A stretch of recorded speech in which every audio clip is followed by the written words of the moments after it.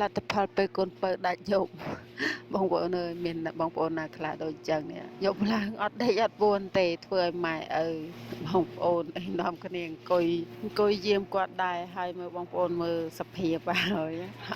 អត់ដេកអត់ពួនទេយប់ឡើងអូយហួសចិត្តម៉ែឪធ្វើការកាក់យប់កាក់ថ្ងៃមកទឹកកាក់យប់មកទឹកកាក់ថ្ងៃដល់ពេលមកដល់មកពីធ្វើការអញ្ចឹងហូបបាយហូបទឹកក៏មិនត្រង់មាត់ដែរដល់ពេលមកដល់ដូរវេនគ្នាមើលទៀត អត់ដេកទេដល់ពេលម៉ោងដេកអញ្ចឹងគាត់ដេកទេគាត់រោរឿងងងយើង3អញ្ចឹងបងប្អូនដល់ពេលព្រឹកឡើងនេះសភាពអស់កម្លាំងអស់កម្លាំងទាំងគាត់អស់កម្លាំងទាំងអ្នកមើលហើយអ្នកមើលម្ដង3នាក់បានជួយមើលគ្នាណាបងប្អូនហើយលេងអត់ដេកអត់ពួនសោះទាំងថ្ងៃទាំងយប់ដេកដែរប៉ុន្តែដេកបានបន្តិចអញ្ចឹងពេលគាត់ដេកដេកបានមួយភ្លែតអញ្ចឹងហើយយើងគាត់អត់បានដេកយើងក៏អត់បានដេកដូចគ្នាដែរបងប្អូន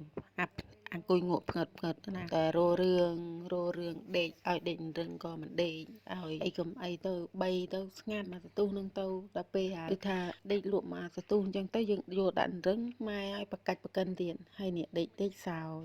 ចញឹមទៅអាលីវបិទភ្នែកទៅភ្ញាក់មកកញ្ញាងមកទៀតហើយបើយើងការ៉ាគេក៏មិនបានដែរម៉ែអាលវីសភាពអ្នកមើលបងប្អូនអើយភ្នែកឡើងស្លក់អត់នឹងងុយរៀងខ្លួនណាម្នាក់